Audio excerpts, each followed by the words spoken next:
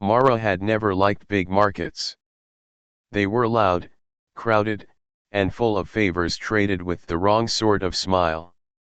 Still, she came to the dock that day because work called. Her convoy carried old parts and new hope. The ship was small and battered, but her crew kept it clean. They kept it honest. The trade lane was bright. Hollow ads floated like small moons above stalls. Alien merchants called in many voices. Traders from 5 species argued over spice, metal, and maps. The wormhole ring hummed with ships and commerce. People moved quickly. Money moved faster. No one saw the bill at first. It appeared with a soft chime. A giant hollow bill rose over the dock like a black sun. The letters were thin and cold: unpaid wormhole toll amount, impossible. The crowd went quiet in one slow wave. Faces tilted. Voices fell. Mara felt the silence like a hand on her shoulder. She looked up. The digits kept growing. They ticked past numbers no wallet had ever touched. Traders whispered. A child dropped his toy. A merchant spilled tea. From the ledge above, the tollkeeper drones watched. They hung on ivory cables and moved like slow, careful spiders. The drones had round eyes that showed no pity.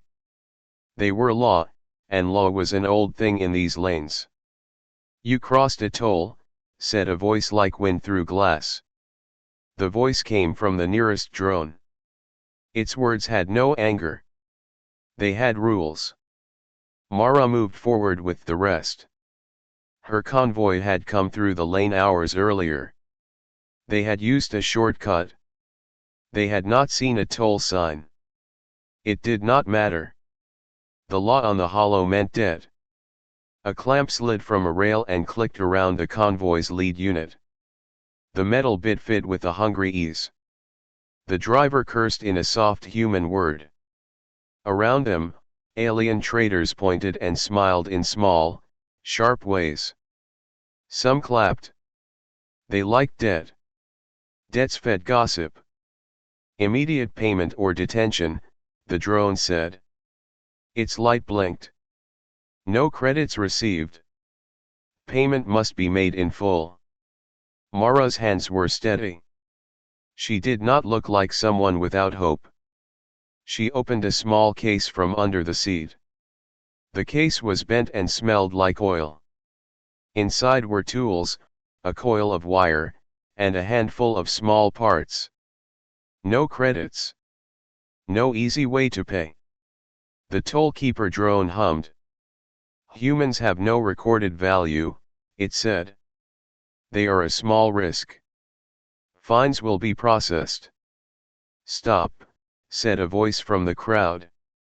It was not loud. It was a man's voice with a low rasp.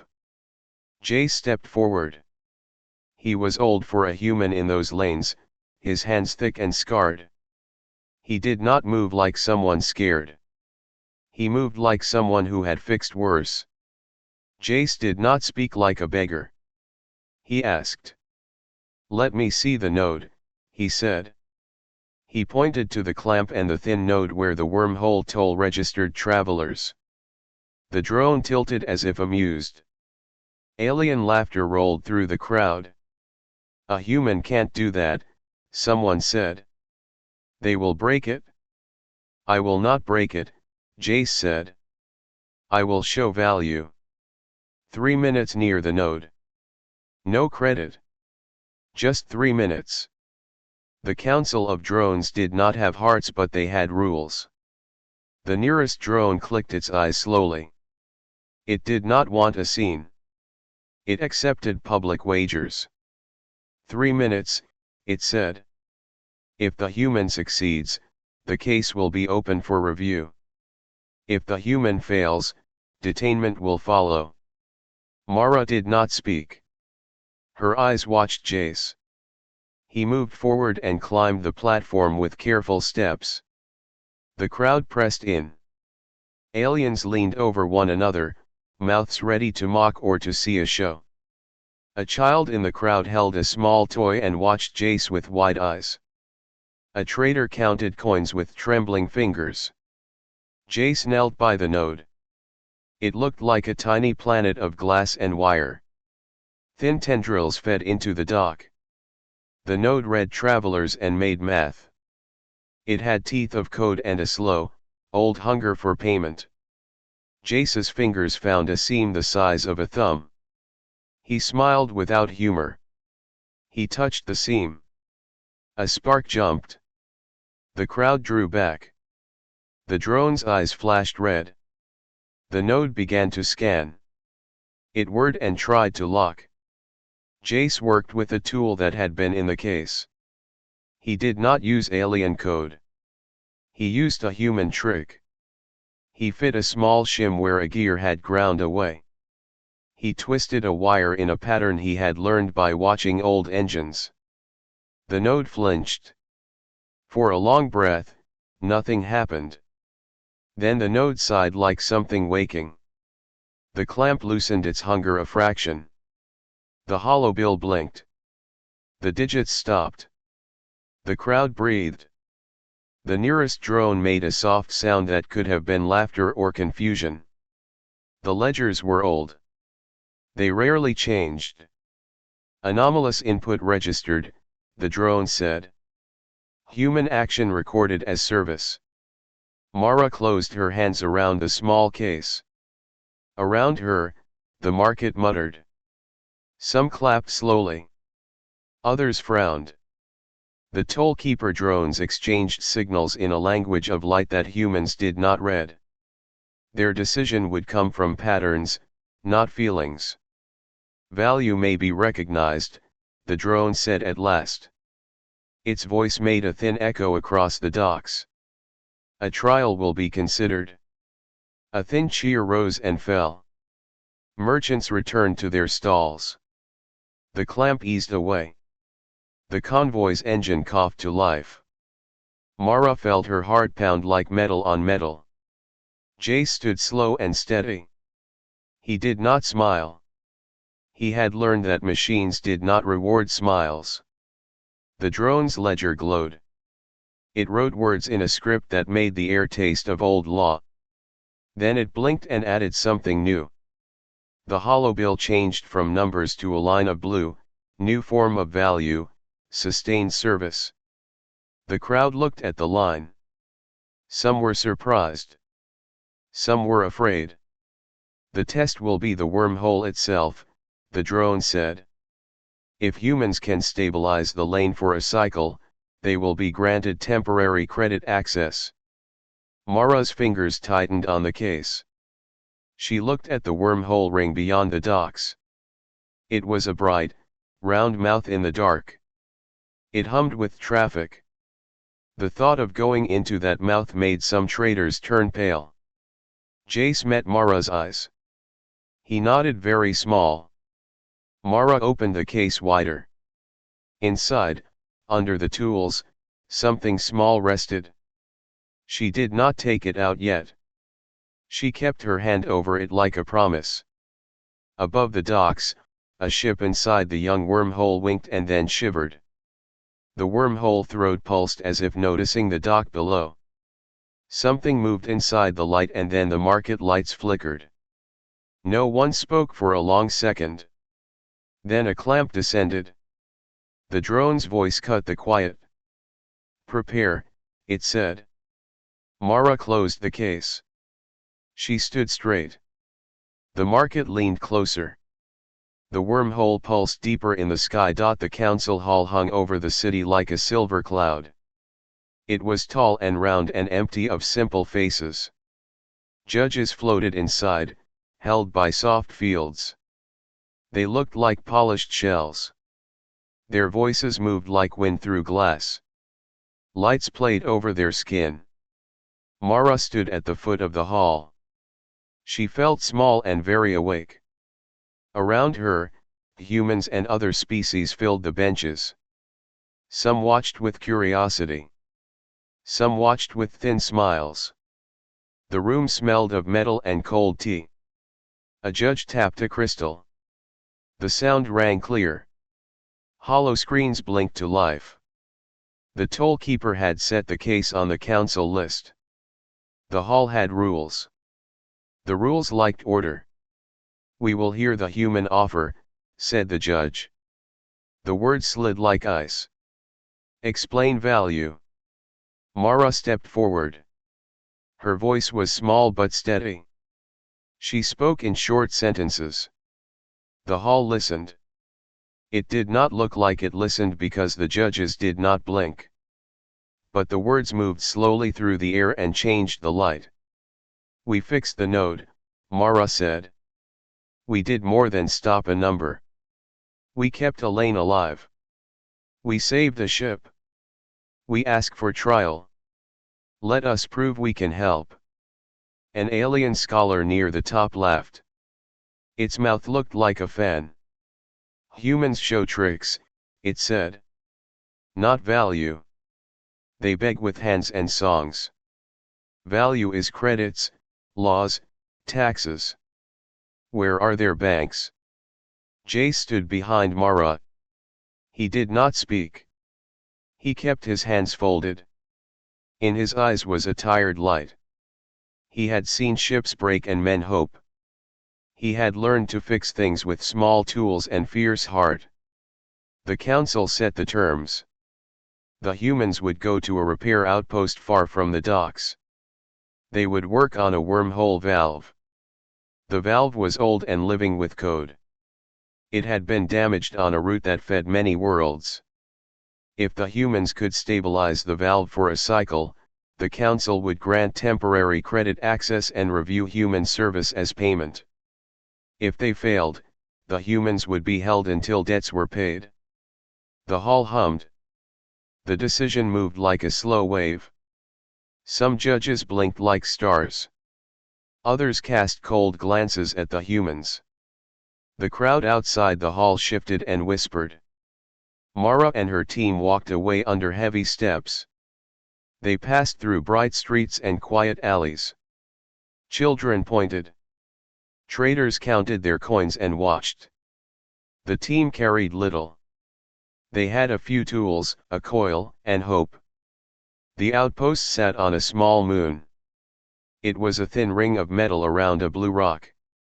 Drones lined the walls. Inside, alien technicians watched the humans with curious eyes. The humans were watched, touched by 1,000 little lights. The rules were strict. The tools were alien. The time was short. The valve lived in a room that smelled like old iron. It was not machine alone. It moved like a chord of music. Rings turned within rings. Thin tendrils like hair fed into its heart. The valve answered to rhythm, not force. When it misread a hand, it snapped like a jaw. An alien supervisor explained the code. It used words humans did not know. The valve needed a pattern. It wanted a rhythm that matched its own memory. The humans listened and tried to learn. Jace watched the valve for a long while. He tapped his foot. He breathed the machine's slow air. He noticed something the aliens did not. The valve liked a voice. Not code. A voice. A simple sound that matched its pulse. Mara remembered songs her mother sang. They were not music to aliens. They were work songs. They were short and steady. Mara began to hum under her breath. It was a thin sound. It had no skill. It had old rhythm. The valve twitched. The aliens frowned. They had no songs that matched that pattern. They watched hands and numbers and tools. The humans used no machines. They used small touches, a twist here, a cloth there, a steady hand that did not rush. The valve responded to steady work more than to perfect code. Minutes rolled like stones. The council measured time in cycles. The human team worked. Jace fit a rib of metal to hold a worn gear. Mara hummed. Another human, Len, held a light steady and called out small numbers. They worked as a unit. Their motions were simple and clear. At one point, alarms screamed. The valve tried to shut the wormhole fast. It sent a pulse that felt like a punch. The room flared. The humans clung to rails. An alien tech tried to override the valve with a code command. The command failed. The humans did not have that command. They had hands and quick thought. Jace jammed his coil into a seam to stop the pulse. Sparks flew. He grunted and held the coil as if holding a child. Mara kept humming. Len used a strip of fabric to tie a loose gear in place. Each small human action matched the valve's breathing. The valve stilled. The wormhole did not close. When the crisis passed, the outpost fell quiet. The alien supervisor recorded everything with wide eyes. The council would see the logs and decide. For a moment, it felt like the world balanced on thin wire. The team also found something in the valve's heart. A small shard of old code hid like a seed. It had symbols that the council had forgotten. The shard did not just show numbers. It showed a map, a list of routes and a sealed sector. A hidden line in the ledger lay with the map, prime routes and control nodes. The human team froze. This was a thing of law and war. The council kept such things locked because they changed power. The shard was dangerous. Back at the outpost, the council called an emergency meeting. The hall filled with cold faces. Some judges moved like knives. They whispered of balance, of who should hold power over lanes. Others saw an opening. If the ledger routes were found, one could change tolls for many. That meant control and profit. Mara listened as the judges argued. She felt the room press on her chest. She thought of the child who dropped his toy at the dock. She thought of the convoy and the clamp that had bitten at their wheels. She thought of Jace and the coil in his hand. She knew the shard could hurt many or help many. The council finally spoke. "The humans will come with us to the prime node," said a judge.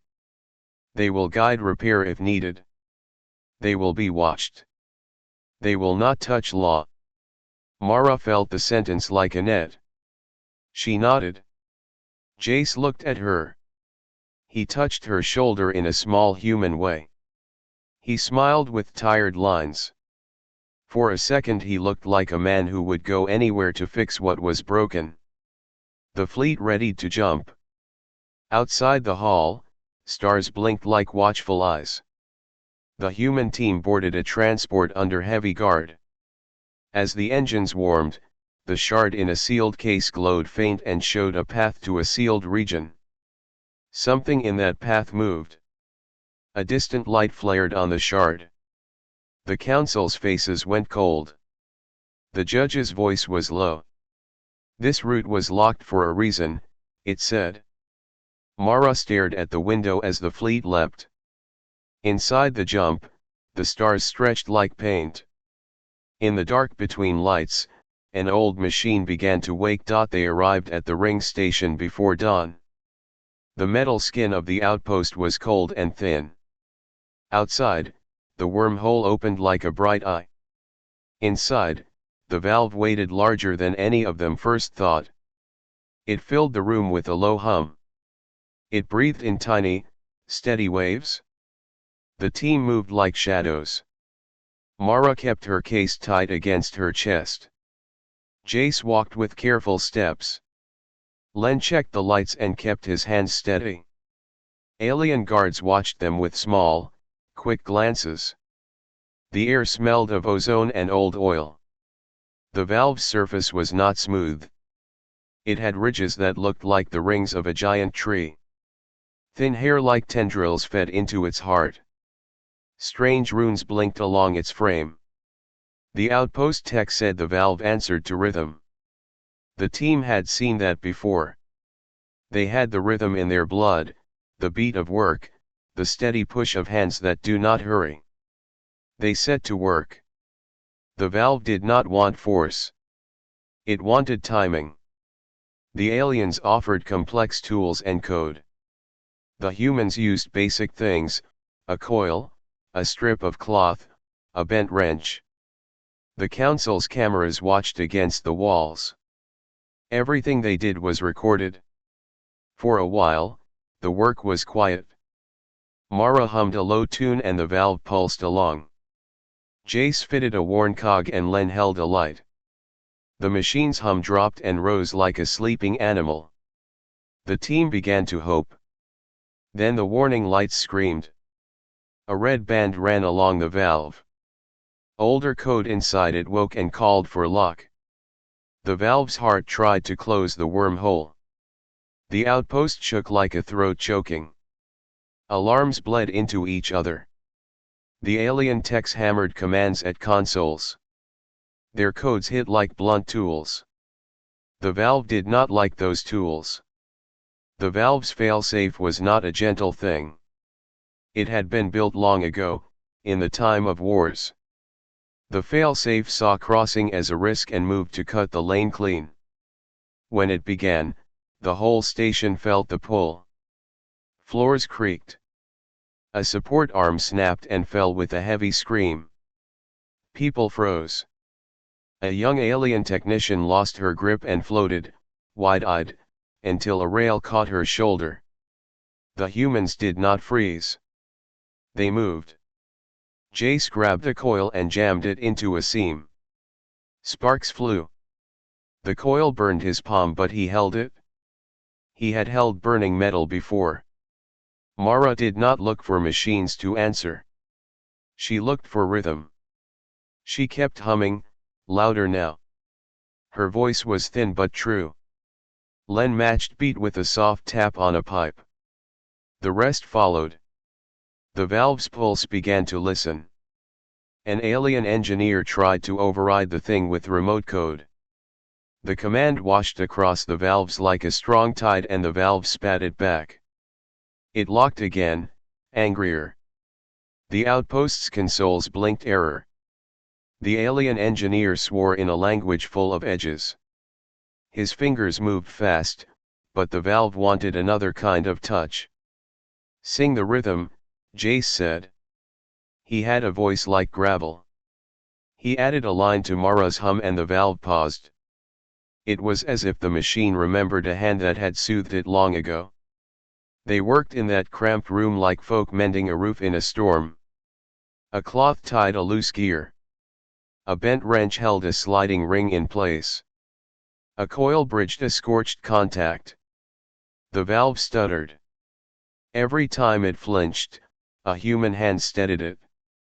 The alien codes kept failing. Human hands kept finding simple, clever fixes. At one point, a violent pulse tried to force the wormhole closed. The floor tilted and a pillar cracked. The team held onto rails. Sparks rained like fireflies. A nearby pipe burst, hissing steam into the room. Len tied his scarf around a valve to stop the leak. The scarf made a small seal that calmed the pressure. The valve's breath slowed. When the alarms finally fell quiet, the room smelled of hot metal and sweat. The alien supervisor recorded everything with wide eyes. The council would see the logs and make their slow decisions. The humans had proved something. They had proved that hands and rhythm could do what code could not. While Jace worked on the last ring, his hand brushed against a small, hidden slot. It was inside the valve's heart, behind a worn plate. His fingers found a shard of metal no bigger than a coin. It was etched with old marks, not like any language the council used now. The shard hummed in his hand. He showed it quietly to Mara. The shard pulsed with a weak light, and when the nearest console read it, strange text spilled on the screen. It was not simple code. The lines spoke of rules and routes. It named channels and prime nodes.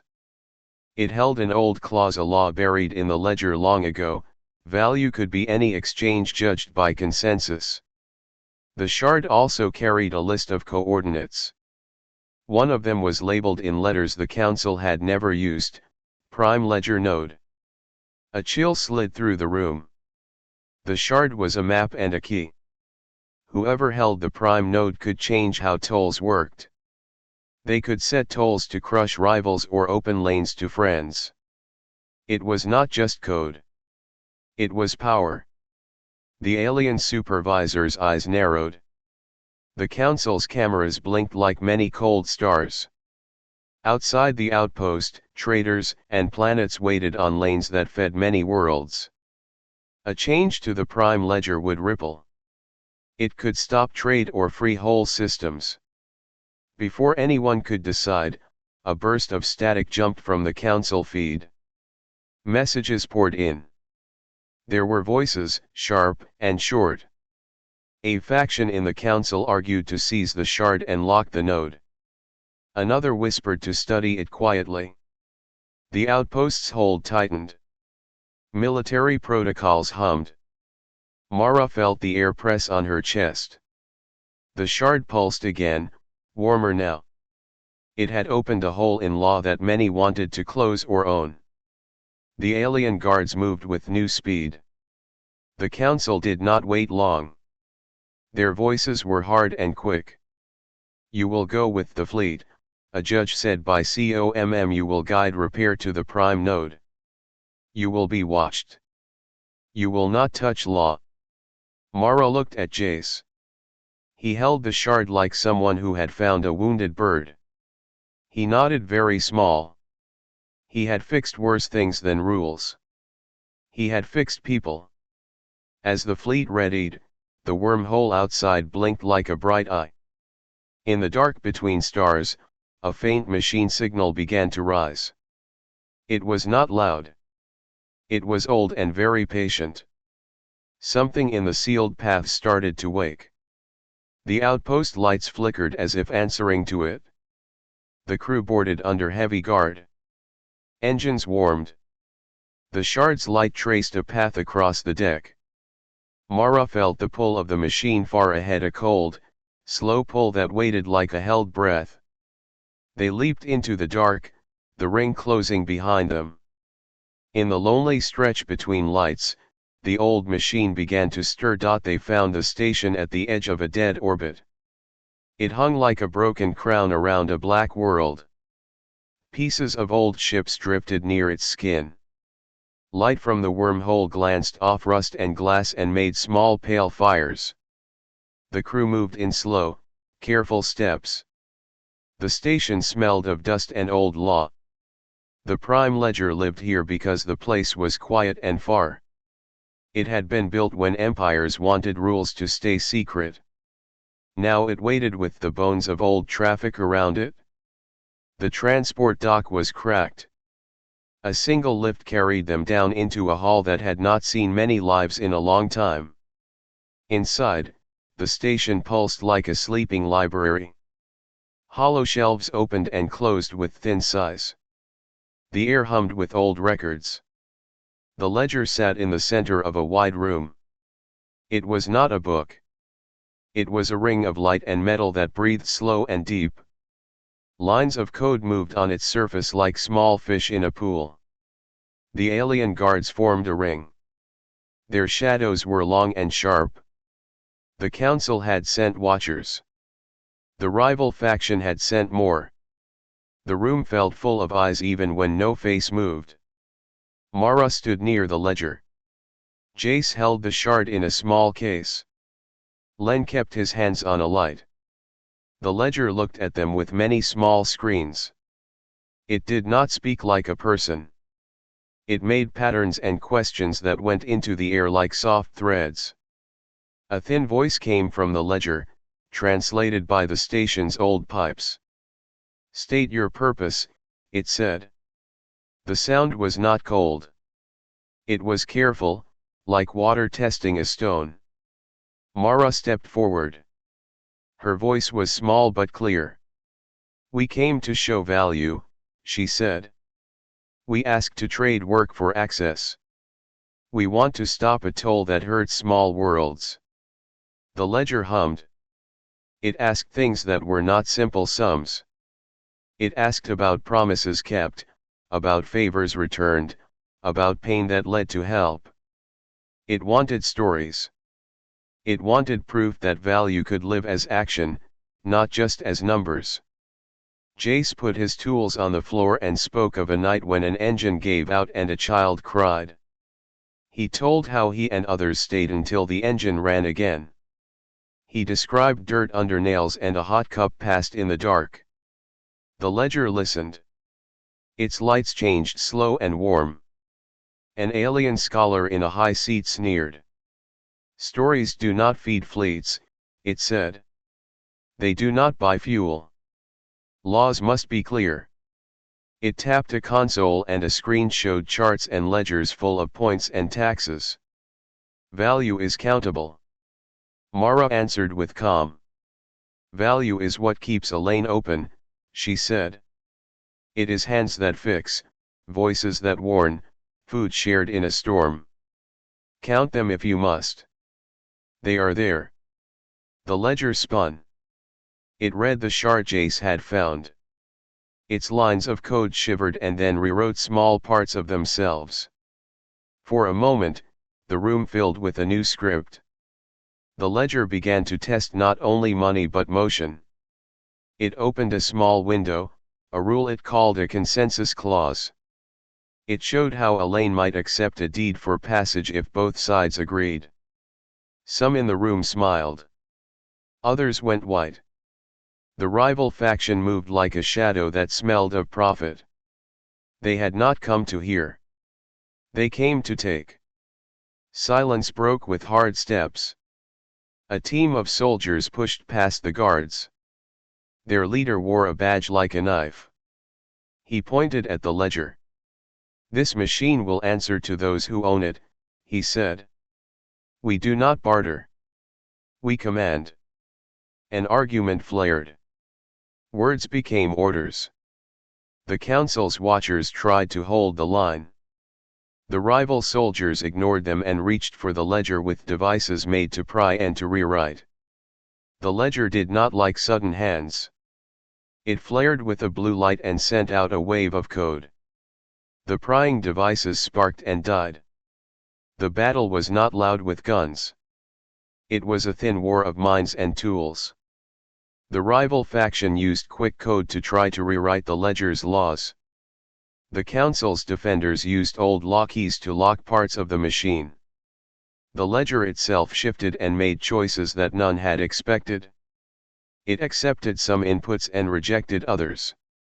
It asked questions back, asking the soldiers why they wanted to take and what they would give. Jace moved like a man who had fixed engines under fire. He set his tools and began to work on a small terminal near the ledger. He fed the ledger examples of human barter, a map traded for shelter, a song traded for a passage, a saved engine traded for a promise. He fed the ledger patterns of trust, with numbers and names attached. The ledger read and considered. The rival leader grew angry. He shouted and sent a fierce packet of code aimed to lock the ledger into a profit loop. The ledger blinked, then pushed back with a strange move. It began to rewrite toll rules in real time. Small routes around nearby systems flickered. Trade pings hiccuped and then flowed different. A world 10 jumps away lost access for a breath and then found a new path open with a note, payment accepted, sustained service. Panic rose. Market feeds crashed and then stuttered. Traders across systems saw lanes change. Some cheered. Many cursed. The council's phones lit with desperate messages. The ledger was changing things it had kept secret for ages. You should not touch that, the rival leader barked. You will break order. Mara did not shout. She walked to the ledger and placed her hand near its ring. It did not bite. It pulsed and asked one final, small test: who will ensure these trades are true, it asked. Mara thought of the dock and the child who dropped his toy. She thought of Jace's burnt hand and Len's steady light. She thought of nights when neighbors fed one another. "We will," she said. "We will teach. We will watch. We will trade honestly." The ledger hummed, deeper now. It began to write new lines into its own core. The rival soldiers scrambled. They tried to force the ledger to stop, but parts of the machine had already accepted human patterns. The ledger offered a deal, a strange and risky thing. It would allow lanes to accept barter if there was witness and record. It would let communities set rules by consensus. It would open choice. For a moment, hope flared bright. Then the alarms screamed. From the station's outer bay, a small fleet had moved in without warning. Its hulls were black and fast. They were not the rival faction's ships. They were older design patrols from a locked sector long believed dead. Their weapons hummed with a cold blue light. The station shook as the first shots hit a nearby antenna. The ledger's lights scattered. The room filled with the sound of metal screaming. The ledger threw up shields and tried to protect its heart. The rival soldiers froze for an instant. The new threat was beyond profit. The council's watchers cursed in many tongues. Mara felt the case in her hand. Jace held the shard tight. The ledger's new law lines flickered like candles near wind. The system had changed, maybe forever. But a new danger had come to test it. The station convulsed under the assault. Lights died in long stripes. The ledger's voice became a thin echo. The last thing Mara saw before the power stuttered was the ledger's ring opening like a pupil, and deep inside, a pattern of light that looked almost like a heartbeat. The room fell to shadows. Then a scream of metal and a chorus of distant alarms filled the dark. The station shook like a bell. Metal screamed and lights fell in long, slow lines. Outside, black ships circled and fired cold blue beams. The ledger's ring flashed and tried to protect its heart. Sparks fell like rain. The room smelled of hot metal and fear. Mara kept her feet. Her palms were warm on the case. Jace had the shard in one hand and a coil in the other. Len moved like a shadow, carrying light, and holding small tools ready. Around them, council guards and rival soldiers ran like flocks in a wind. The ledger's voice was thin in the smoke. It asked questions that did not fit the gunfire. "You will not let it be taken," the ledger said. Its words were slow and bright through the speakers. "Who will keep the truth of trades?" Mara looked at the ledger. She thought of the dock, the clamp, and the child who lost his toy. She thought of nights when neighbors gave water and hands to one another. Her voice did not shake. "We will keep it," she said. "We will show how to trade fairly." Outside, a hull broke away and a beam struck the outer ring. The room shuddered. A console exploded and sent paper-thin maps fluttering like dead birds. The rival soldiers fell back, trying to hold lines. The black ships came closer, guns bright. Jace saw a panel that fed power to the ledger's shields. It lay open and sparking. He did not shout. He ran, coil in hand. He pressed his shoulder to the panel and jammed the coil into a broken contact. The metal burned his palm, but the spark jumped across and the shield flared brighter. The black ships fired again. The light held. Len ran to a console and fed the ledger with more examples of barter. He spoke loud, not to the ledger but to the cameras. He described how a small market in a far world traded grain for repairs and how a whole town lived because a neighbor knew how to fix pipes. The cameras picked it up. The message flow streamed out to traders and towns across lanes. The ledger read and learned faster now. It had never had so many stories in 1 hour. it rewrote rules in tiny lines that glowed like new seeds. Its core pulsed with a slow, steady light. The black ships tried to cut the station's comms. They fired a net that boiled the air with static. Traders across systems watched for a moment, and then a small, brave market in a far system answered. They had heard Len's words. They sent an aid ship, a single old freighter patched with tape and faith. It came with engineers and canned food and a small band of neighbors who knew how to fix things. More followed. A convoy of small ships that had once been too poor to trade now moved together. They carried tools, hands, and stories. They called themselves nothing grand. They called themselves helpers. On feeds across systems, people sent messages of what they would give: a night of watch, a ration of fuel, a mapped shortcut, a promise to teach a child to tie a knot. The ledger read each message. It counted not credits but action. It saw an endless pattern: hands helping hands. It began to change its rules in a way no king or council had planned. It offered a new clause: payment accepted, sustained service, verified by witness. The ledger would accept work, aid, and shared knowledge as valid payment if both parties and a witness agreed. The black ships grew angry on radar. Their commanders called for a full strike to take the ledger by force.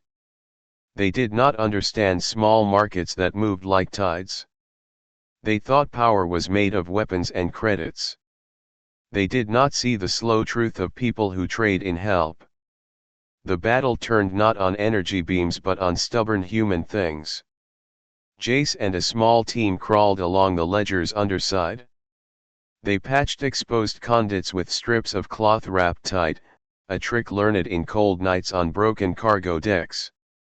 They used old rivets and a bent wrench and held panels shut with hands that would not let go. The defenders were not only soldiers now. They were neighbors and traders who refused to leave. A rival commander tried to hack the ledger's law and force it to lock lanes for his masters. His code hit the ledger and bounced. The ledger had learned to ask for witnesses and to check for truth.